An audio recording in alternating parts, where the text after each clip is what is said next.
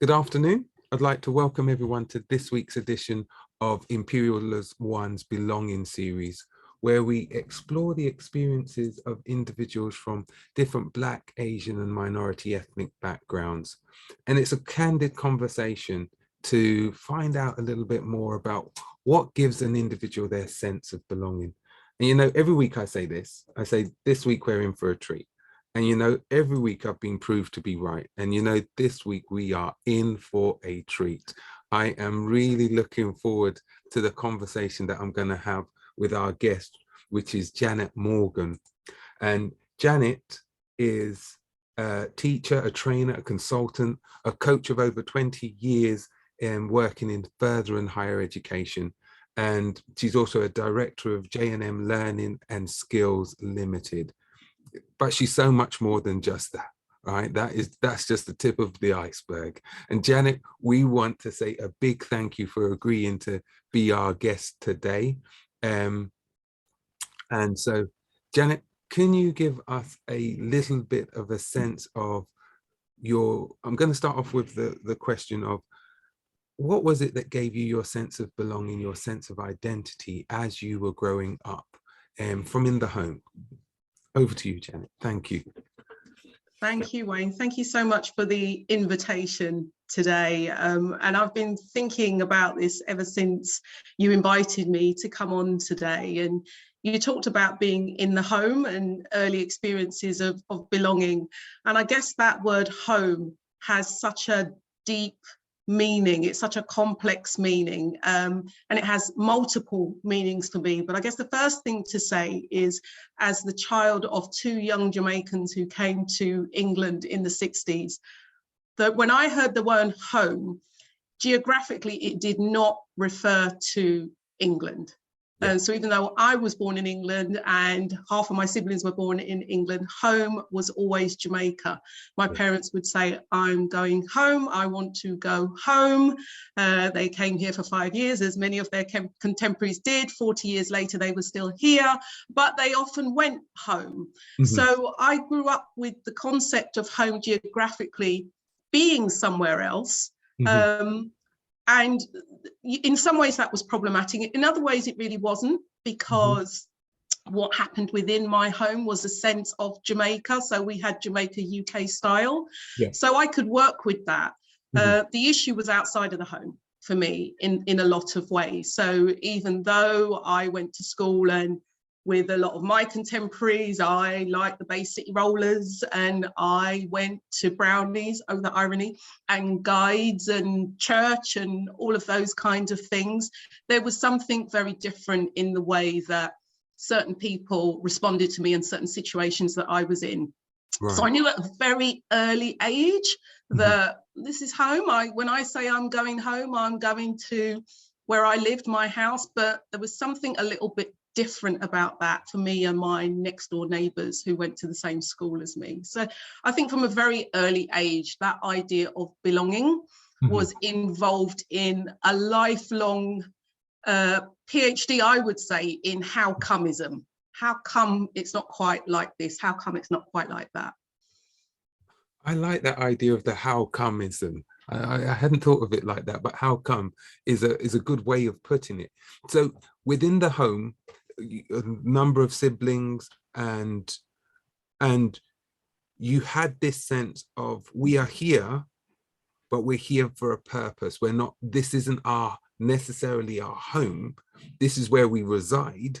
Did that give you any kind of like, how can I put it? Knowing that your parents viewed home as being Jamaica and England was almost foreign, right? Did that give you, but you were born here, did that give you that sense of, where do I really need to call home? And how did that give you that sense of, should I be here? And when you're in the school setting, how did that all play out? Did you think about it at all? I thought about it a lot, and as I say, it's so hard to kind of express that in a coherent way. And so I'll do my best and say that yes, this was foreign, for my parents, and when my siblings and I that would go back to Jamaica, then we were the foreigners. Yeah. So it's this constant, as I say, kind of working things out. What I would say though is it wasn't the way that my parents, and certainly my mother, would talk to us. It wasn't that Jamaica's home for me and it's not for you. It was Jamaica is home and this place is your home in a sense. It's just not quite in the same way. Yeah. So, there wasn't a separation from that point of view. It was an extension. It was just that we weren't privy to those experiences of Jamaica. But I got it. When my mom said she was going home, it was like, yeah, she's going home. That's fine. And she did a lot. So it was, and we went with her. And yes, it wasn't quite, there was a lot of unfamiliarity. And that could be difficult, but there were things that were very familiar. It was lovely to look around and see that everybody looked like you. You got on a plane, the pilot looked like you, the stewardesses looked like you, you went to a bank, they looked like you saw school teachers, they looked like you, they would tell you off and they would love you. And so all of that was fantastic and fabulous. Whoa, this is great. But there was still, you came with your little English accent, and there was still people who would laugh after you, and the English people and the mosquito, I bite them up, and there was all that going on. And then you kind of had the reverse of that here, where I could go to school and I had my little English accent like everybody else. And so I sounded like my contemporaries, a lot of people. I'm in a working class area. I don't know, maybe this is the time, full declaration, to say I was raised in Slough, which nobody ever wants to own up to. So thank you, Ricky Gervais. I know Slough bus station very well before they knocked it down. So working class area where immigrants came because it was an industrial area. So there were lots of people in my primary school, certainly, who looked like me and sounded like me. So in that sense, we did what all the other white children did, but there was still, that was still overlaid with not having any teachers who were Black. And there was still what was happening externally in terms of representations and media messages. Even at a very early age, you get to understand that there's something not quite right about you because of the color of your skin. You're not quite as good as everybody else. And there's a response to that. There's a response that your parents bring to that in terms of how to deal with it. And I should just say that that's not a response that, as I reflect on it, that people are coming to the UK as young adults have. They're not coming to the UK saying, you've got to have this response to deal with the racism, because they were coming to the mother country. So they were coming and it was all going to be fine. It was all going to be cushy. It will be okay.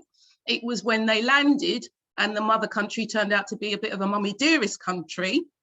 And then it was like, now we need a strategy. Now we need to think about what we do with our children.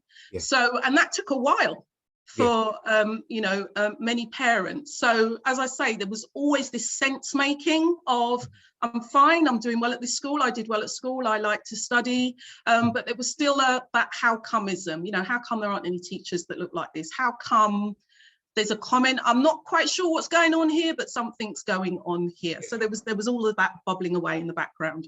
So you were aware of it, you knew that it was, but you didn't necessarily know how to challenge it, or whether it was the right place to challenge, or whether or not just go with the system as it is, and we'll see where it takes us. How was that for you? Yeah, all of the above. So again, I'm my mother's seventh child, and four of us were born in the UK, in England, and then the three older siblings were born in Jamaica and came later. So I had the benefit, I guess, of seeing the experiences of two brothers and a sister. So this sense making thing was also through their experiences. So, it was two, Black boys going to school, and they went to different schools. They had their own experience of racism, both in school and the area that we lived in. This was the time of the National Front. So, there was that stuff going on. And I don't think I was acutely tuned into their experiences as young black men because they were just my annoying older brothers. But, you know, you hear things, you hear what's going on. Your brothers have friends, you hear things. Again, when I was growing up, the sus laws were around at the time. So I didn't quite understand what that was going on there, but I knew that it wasn't easy for them going to school. So yeah, I was certainly getting those messages.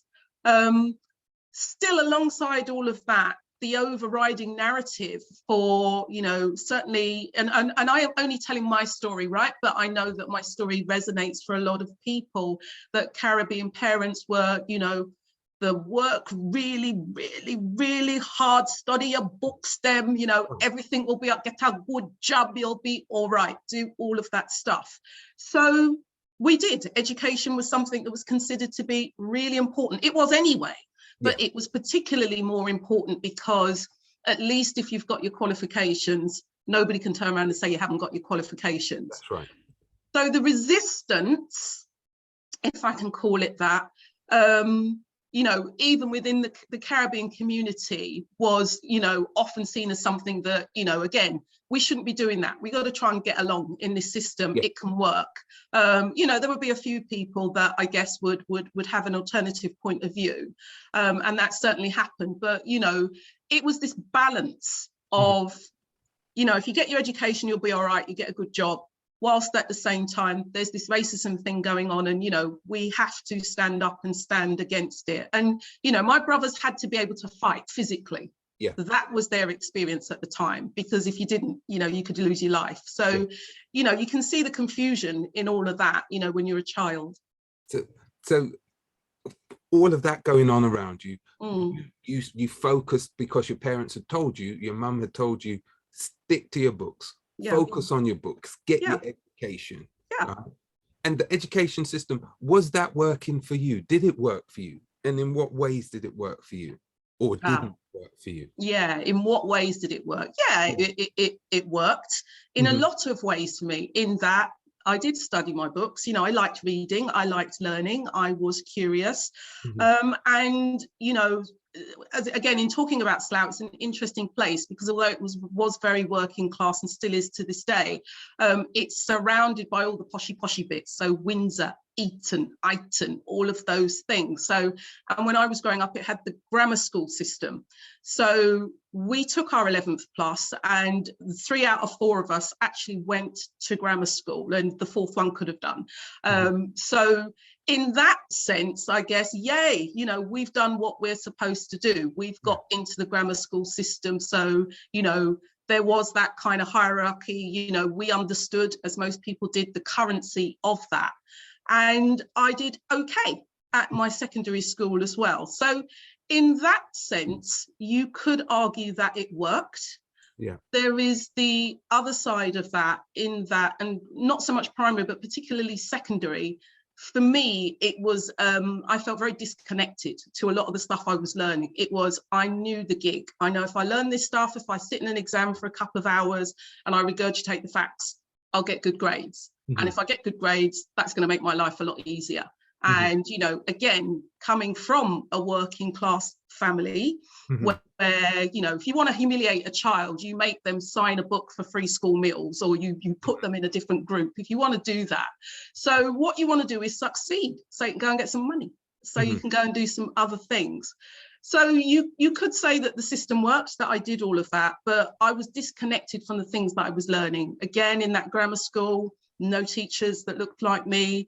The stuff that we were studying, I did world 20th century history at O-level. History was my favorite subject.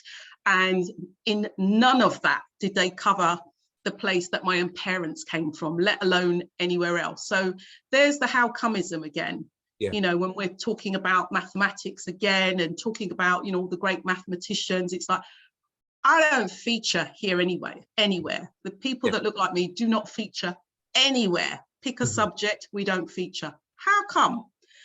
So in that sense, it didn't work for me, and I wanted to get out as soon as possible, and I did at 16. So what did you do at 16 then? 16, now I'm looking at it from now this generation that we're in now, and at 16 you're going off to university, you're going to do your A levels, etc. Tell us about what your experiences was, and what you chose to do and how you've got to where you are now. Okay, I'll try and do this quickly. So interestingly, again, so the siblings that went beforehand, my sister that follows me immediately, she stayed and did A levels. I had a brother who stayed and went on and studied music at the Royal College of Music. So he had that whole higher ed experience. So again, education was still something that was valued. And, you know, I know my mum did not want me to leave school at 16, but she didn't stand in my way. She understood it. Got a job, NatWest Bank, worked in a bank, became a bank clerk, and stayed there for a couple of years, and then left Slough and went to London. And that's when things started to change for me. So cut a long story short, if I can, I worked for a couple of years at an advertising agency, and that was really interesting to me. By this time, I myself had become a parent. So I had a little boy, and I decided I wanted to go back to education. So at 26, I went back, well, a couple of years before that, I went back and did what was then called a HND, Higher National Diploma in Business Studies, and got distinctions in all of those, and got offered a place on the second year of a business degree. And I decided that I wanted to have the full 3-year experience, and also I wasn't sure if I wanted to do business. So I did a undergrad degree in marketing, so I still had the business side of things, and communication studies. And I wanted to do that because when I worked in the advertising agency, again, so part of the Saatchi Group, one of the biggest ad agencies in the world, West London, no one that looked like me, hardly, 1 or 2 other people, and no one on the creative side. So I worked on the finance side because I'd worked in a bank and I had all that business. No one on the creative side was, well, they were all white. There wasn't, you know, there wasn't anyone Asian. There wasn't anybody that wasn't white on that side. How come? So I wanted to go back and study. So I ended up doing a joint degree in marketing and communications, and that was a game changer for me. In what sense? So you've gone through, you've kind of like gained your experiences, you learn on the job, and then you made this decision that you're going back to university. I would like to explore why it is that you felt that you needed to go back to university. That's for another time. But then in terms of what you were just saying with regards to the degrees and the situations in the degree, tell us a little bit more about that as well. So I think, again, you know, I'd had enough by the time I was 16. I just wasn't connected. Going to university and doing that degree in particular was my opportunity to connect and do all the stuff that I wanted to do that I couldn't. And it really was a tale of 2 degrees in a lot of ways. The marketing side of it was very marketing-y and very much like my HND. But because on the communication side, I'd done things like media studies, and I'd done subjects like, you know, I had to do a content analysis piece of work, and I'd looked at immigration, and I'd done a content analysis around immigration, and you could see the narrative around immigration. Suddenly, even though I had no black lecturers or anything like that, but suddenly there were 1 or 2 people who were on the reading list. So there was Professor Stuart Hall, and this is at the time of the Birmingham School, and he'd come up with this audience positioning theory, and you know, it was like, wow, okay, mic drop moment for me. I'm watching something and I know other people are watching it and they're not reading that and interpreting it in the same way as me. And you know, Stuart Hall had talked about the preferred reading, the negotiated reading, the oppositional reading, and I'm like, yes, I'm the oppositional reader, I mean that. So for me, it was like I had the validation of my experience, but not only that, I could actually lay down an argument academically, because you can be right, but academia tells you if you can't lay down your argument in an academic way, then you're not right, you're wrong, you know, or they can kind of just argue their way out of it. So at least you could say, right, okay, Stuart Hall says this, Paul Gilroy says that. So I took the opportunity to study all the things that I wanted to study that I couldn't do when I was at school, or take an angle on it. And, you know, I looked at things like, you know, the theory of popular culture and hegemony, and I was able to say, right, I can put down an analysis of Notting Hill and how that works. And they got it. As lecturers, they got it, they embraced it, they celebrated it. So I really enjoyed that. And, you know, going as a mature student was better for me because I had the maturity to have that analysis. I don't think I would have got as much out of it at 18. So for me, I could bring that whole work experience, and that was the marketing side of things. I could bring that whole work experience. And, you know, my final year dissertation that I wanted to do, I say wanted, was around the viability of the black pound. So long before we had pink pounds and grey pounds and purple pounds and all kinds of coloured pounds, because I'm reading the Voice newspaper when other people aren't, was thinking, yeah, there's, you know, we have a strong consumer base here that is worthy of inquiry. But the response that I got was so lukewarm, to put it positively, that I knew, look, this is not going to fly. This isn't going to fly here. So this is not going to happen. So it was interesting. There were two very different experiences on my undergrad degree. I like the way that you said that you recognized that this wasn't going to fly. So you were kind of strategic at that time to say that, know when my battle is. This isn't yet my battle in terms of challenging the narrative. I've put my narrative forward, but I recognize, you recognize the value in the education qualification, and that would lead you to somewhere more than if you challenged it and didn't get something because it was oppositional and viewed in a way which wouldn't credit you with the work which you were doing. So tell me something about how then, because on our intro, you're a teacher, where did you go from that marketing and all of that side into the teaching profession, and what was the connector between those things?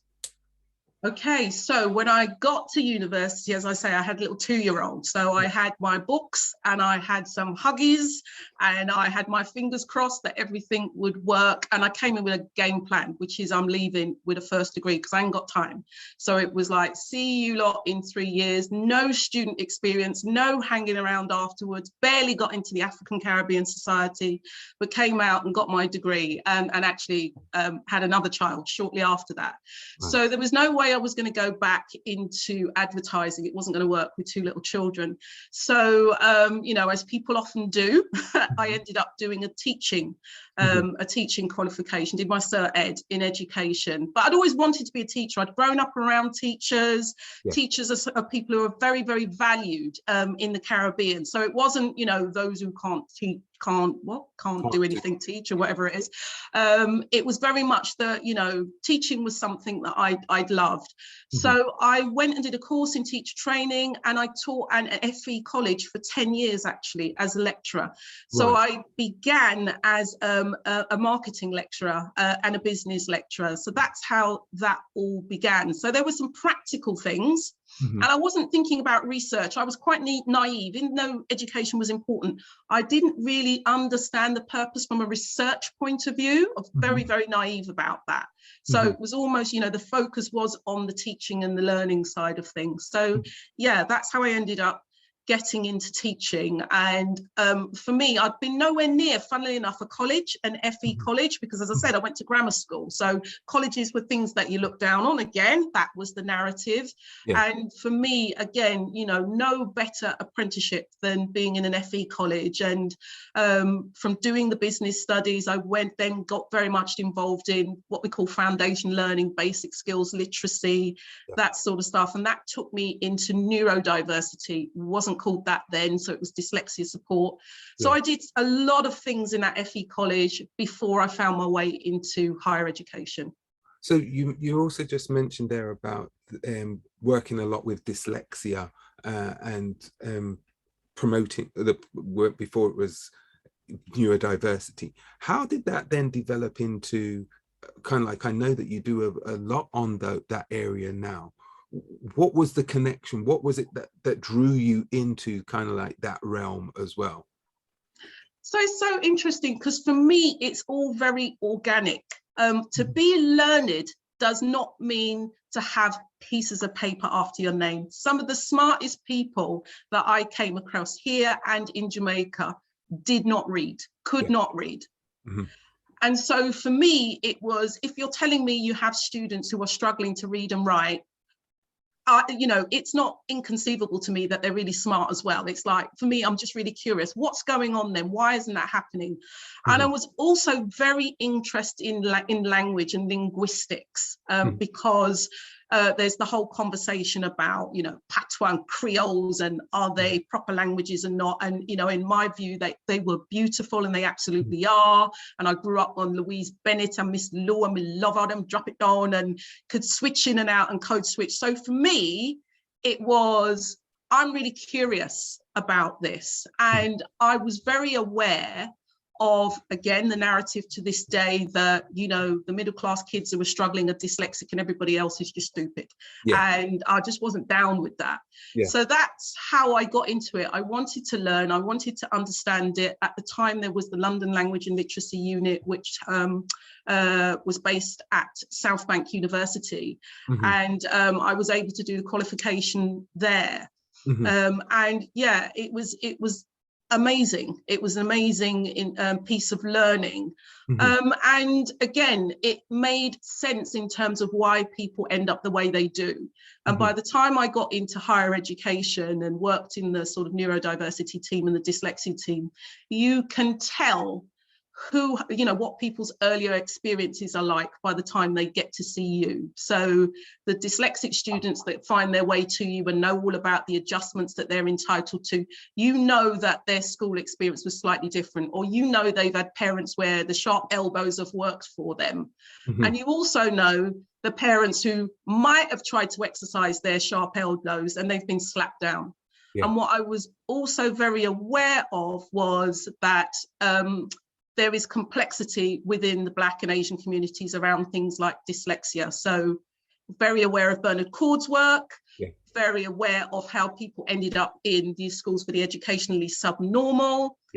And again, the narrative around that, you know, my experience were the community parents, the psychologists, the other people, the social workers who stepped in to disrupt that. And actually, you know, try and get young people out of those schools because, you know, they were just being fast-tracked into those schools.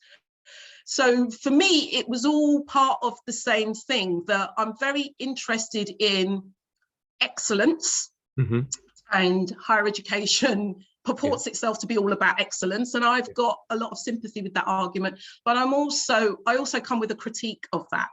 Because I see excellence in all kinds of places. And, you know, there are 4-year-olds that can kick up a professor in a university, as far as I'm concerned. So, you know, higher education is not the preserve and the fountain of all knowledge. So it was just, how did I reconcile those two things? And how do people navigate an higher education space when they don't come in that traditional route? So because I didn't, I think I had some empathy for that, and I think I was just really curious about it.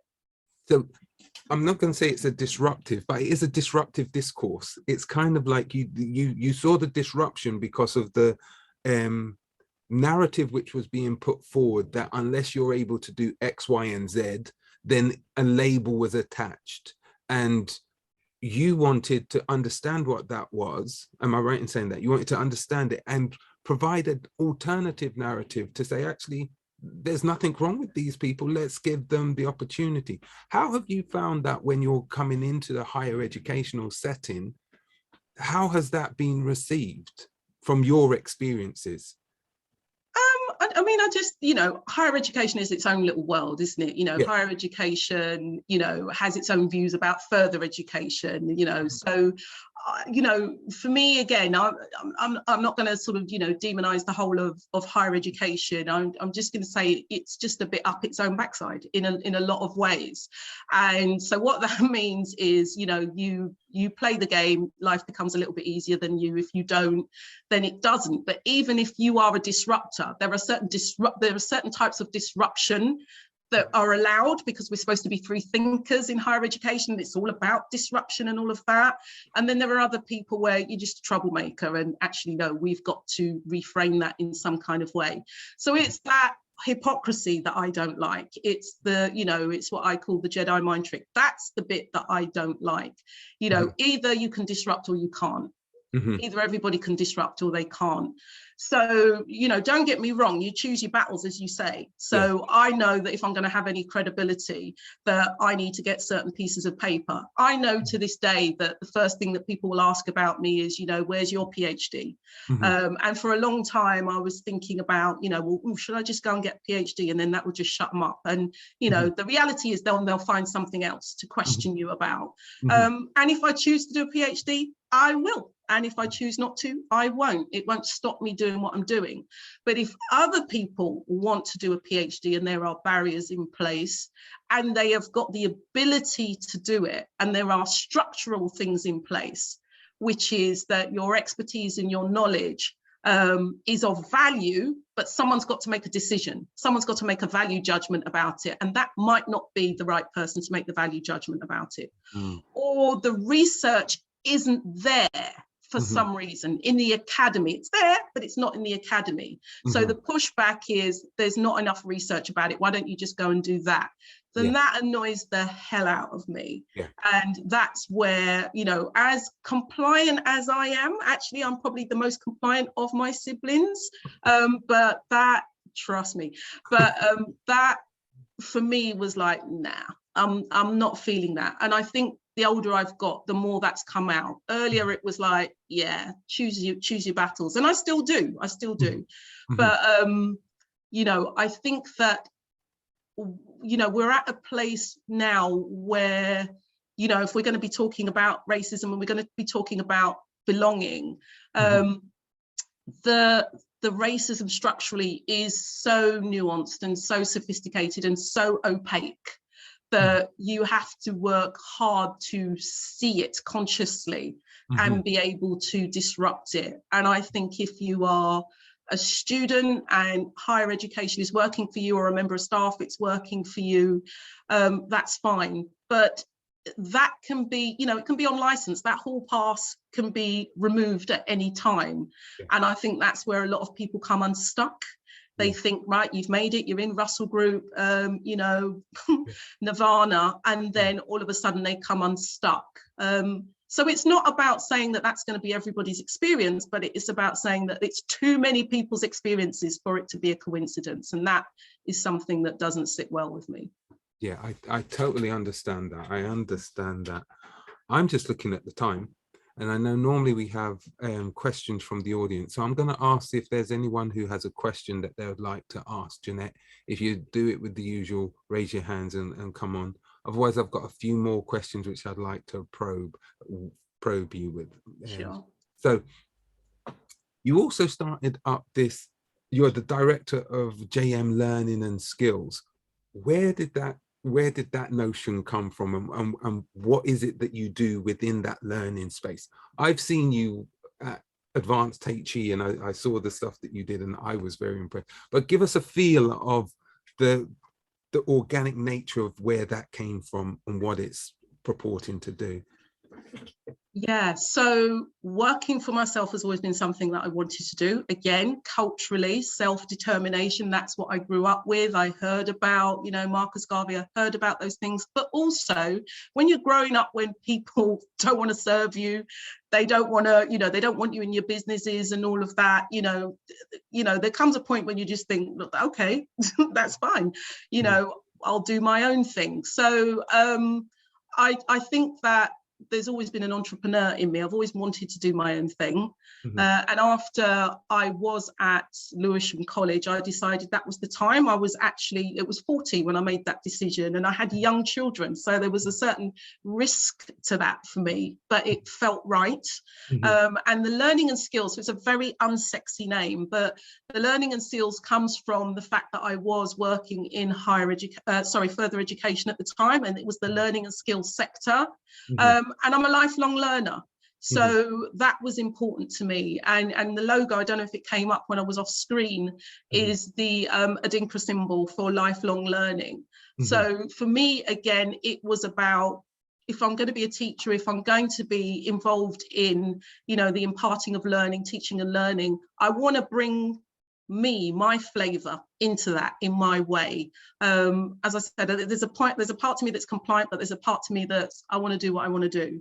Yeah. And I think my whole raison d'etre now is that, you know, the stuff that you saw me do for Advanced HE, and I hope it is accessible to everybody, but I'm very clear that if I am doing something that an old white man can do, then you probably don't need me because you've got enough of them already. So therefore, I should be bringing something that's different. And I'm very interested in that cultural wealth that people from different parts of the globe bring. They come with their stories, they come with their ideas, they come with their innovation, they come with their struggles, and that is of value. So JM Learning and Skills is all about that for me. And, you know, I can still work within a frame of the system. I can have conversations with people about race and racism that I probably couldn't have as an employee because I'd get fired. And also, I think I recognize that if you're going to do anything that has any impact, if you're going to talk to people about belonging, and lots of people ask me about belonging and they talk to me about anti-racism and can you come in and do this, Janet, and can you come in and do that? And, you know, my view is this: don't waste your money on me unless you really are willing to do that deep work. We've done a truncated view of over 50 years of my life. There's a lot there that people bring into spaces that weren't designed with them in mind. For me, belonging, I have to belong in my own head. It's not about belonging in a place. You know, if I belong in my own head, I can go anywhere and I can do anything. I can go to Jamaica and belong. I can be here and belong. I can go into any organization and belong. So I think that if organizations are really going to be serious about inclusion, they have to understand, if I can use another analogy, they need a bigger boat to have the real conversation, not the pretend conversation, the psychologically safe conversation. And senior leaders need to have those conversations instead of telling other people to have those conversations, and they need to join up the dots. And that includes the people who are charged with telling everybody else what they need to do. So higher education struggles with that. I think they can intellectualize race and racism and still not see the pain that's happening for the students and the staff within the academy. So I think it's, you know, if we can have those types of conversations, and they're not easy, and I don't find them, I don't want to spend my life talking about race all the time, but as long as I see the things that I see, as long as we see so-called attainment gaps, as long as I see people withering on the vine, so long as I see people who should have got a professorship years ago and other people just come in and get them, so long as I see students going on placement and talking about racism that they feel and wanting to drop out of university, as long as I see people, again, not writing about the things that they want to write about, as long as those things are happening and I've got the energy and the strength to work with my peers to do something about it, I'm far better outside of the academy than in it. I like that. I really like not just the passion. I understand the sentiment and the place where it's coming from, that you're actually wanting to see effective change, and you need to, and if you're within a system, sometimes you become corrupted by the system. So it's sometimes better to be outside working as an ally to make this. For sure. For sure, with all sorts of people, all sorts of people. And academia, again, it's, you know, I've talked about my background is working class, but a lot of academics particularly, it's not. So it's a different type of conversation. It's a different type of conversation around privilege. There's all sorts of complex conversations that we have to have with ourselves and heal. And, you know, for me, it's like, yes, I worked in universities for, you know, for a few years myself as well, 5 years at one in particular. And when I felt that I'd done as much as I could do there because I had more influence outside, I left, but I didn't leave the academy. I didn't leave the people that were in there. And that's the thing. It's about how do we join up those dots so that, you know, people are going to say, well, Janet, you're not the angry black woman. And, you know, my response to that would be this, that if people had experienced what they've experienced and they're not angry, I would be questioning why they're not angry. So let's just deal with that. But let's also join up the dots. Some people are legitimately angry, some people are not. That doesn't mean to say that the cause isn't the same. That's so right. for me, it's about joining up those dots. And if there are, you know, white allies, if we want to use that term, who are going to jump on board and do that work, then absolutely fabulous, because that's what's necessary. Some of the work we have to do separately, and some of the work we have to do together. You know, because, you know, my mom always said to me, you know, if you, and I know you will know this, Wayne, you know, if you can't dance a yard, you can't dance abroad. You have to know what's going on with you. That's right. First of all, in order to sort of step outside and to be able to sort of function in a way that's healthy for you and the people that are around you. So if I'm not in a place where I can engage in a conversation around racism, that's just lived experience porn to me. You know, and that just has no impact. I'm far more interested in a lived experience where there's going to be some action. I'm interested in an unlived experience, because I think that that's also important. Who is missing from the conversation? What's the unlived experience that should be lived? Why aren't, you know, members of staff, professional members, professional services members of staff doing well? Why aren't students doing better? What's their unlived experience? So it's all of those complexities. We've got to kind of get beneath the surface and kind of drill down into some of that difficult stuff. Brilliant. You know what, we're almost out of time, but there's a couple of questions which I still want to ask, right? And one of them is just to very briefly, you said there was a statement which you made, which was about, in order to belong, I only need to belong within my own head, right?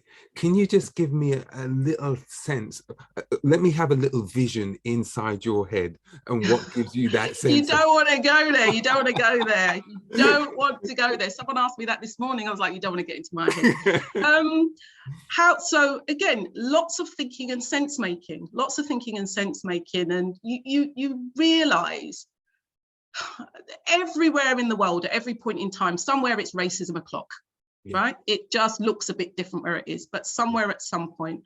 And what you realize is you're going to be too ambitious for this person, not ambitious enough for that person. You're going to be too black for that person, not black enough for that person. You're just never going to be right. There's always going to be something wrong with you. And you jump through these hoops of working hard and getting pieces of paper and changing your behavior and changing your accent and your name and straightening your hair and doing all that stuff. And it's still never good enough. So it's not about that. So for me, it was about you know, really understanding me and myself. And I paused because I was just thinking back to a talk by Professor Fumi Olonisakin from King. She came on to one of the courses and she said the greatest gift that you can ever have and give to yourself is knowing yourself. I'm paraphrasing, but that was it, knowing yourself. And any of the community sort of Saturday schools and talks that I'd been to, it was always about knowing yourself. And people say that anyway. And often you're so busy, caught up in this racism game, reacting to how other people are about you, that you don't take the time to get to know yourself. So the belonging in my own head is just to say, stop. And I think it coincided, as I say, with setting up the business and you know, my 40s, but also being a parent. I've got 2 children, I've got 2 sons, you know, how do they engage with the world? They're now 2nd generation. They're still treated the same way. They still get the stop and search. You know, how do we deal with all of that? And it really has to be, you have to be okay with yourself, because someone is not going to be okay with you on the basis that of who you are. So when I came to that realization, and as I continue to do the work, because it's lifelong, so I will spend the rest of my life working on that and understanding myself. You move in the world a different way. You just move in the world a different way. You know, you still encounter the same things. I walk into universities and sometimes, you know, the reception staff will question why I'm there. I know how that goes. I walk into a shop, those things happen. Other things happen as well. Some people are really pleased about that. But and I'm not saying it doesn't affect me, but what I'm saying is it doesn't affect me in a way that it stops me from purpose. because I know what my purpose is. And there's nothing that you can say. If your space isn't designed for me, I don't want to be in it. Trust me, I'll be in that space and I'll do what I want to do in that space. And what I will do is I will push back on that space so that other people can get in. And there's nothing unremarkable about me. I have had other role models and I have had other academics that I have seen, when you see them and your jaw drops. I only mentioned a couple, but there are others that, for me, it was like, wow, you're there, you're in this academy, you're the big professor. That's amazing. And we need more of that. So we need more people in the academy, just not me. Me personally, I would love to have you in the academy as well, but I understand your positionality and I understand the role which you see yourself operating in, and it's one which is a facilitator to make sure that the academy is kept in check, right? Yes. Because sometimes you think once you get part of the system, you're a little bit less reluctant to actually check yourself. Yeah. And from what you've said about being within your own head, belonging within your own head, it means that you've got that level of freedom to actually challenge where other people may not challenge. So I love that. My final question, and this has to be my final question, is what advice would you have given to your 16-year-old self? Gosh. What would you have told her? You know what? I think I can. What would I have said? I'm thinking about this because I'm thinking about my mum. My mum passed away 13 years ago. And what I realized, and you hear this a lot about Black parents, my mum was amazing. She was awesome. We don't have time to go into all of it. But when I made the decision to leave school, I know she didn't want me to do it, but she let me do it. She trusted me. She trusted me in a way to the extent I never realized how much she trusted me. I never trusted myself. There were certain things, as I said, that I'm doing the sense making and how come, and I kept quiet and did all of that. But I think the advice would be just keep going, girl. You are right. Keep doing the question making. Keep, nothing that you do is wrong. Okay. It's all about the learning and just roll with it. So I think a lot of the time when I was younger, I doubted myself. I felt that I had to assimilate into other things. So I think it is, no, you're good. A lot of us as young people, and I've had to learn this as a parent myself, I've had to learn about my own children where it was like, don't rock the boat. You know how they see young Black boys. They get it. They get it in a way that we don't get it, I think. And I think what I realized I needed to say more is, yes, I'm here to protect you, but I'm not going to, project my paranoia about that onto you. You're good, you get it. I think if, my mum had given me the tools, the community around me had given me the tools to actually be purposeful, to actually be someone who cared about the community and do the things that I wanted to do. And that was okay. So yeah, the advice would be, just keep going. Don't worry about it. Whatever slings and arrows come at you, just keep it moving, remain curious, have a bit more fun. Have a few more holidays maybe, but just keep doing what you're doing, I think. Brilliant. Jannett, it's been fantastic having you as a guest on Belong. Thank you so much for having me on. Thank you so much. And I wish everybody, I don't know who's listening, I don't know why they're so quiet and they didn't ask any questions. I'm not sure what that all means, but I just think, if you're in education and higher education is a wonderful thing, and it is about drawing out who you are. So never ever apologize for who you are, and just find the people who are going to celebrate who you are so that you can move forward as a squad. Don't leave anyone behind. I love that. Brilliant. I'm going to just let people know what's happening next week. Thank you, Ada. A little bit of interaction. I'm loving that. Thank you.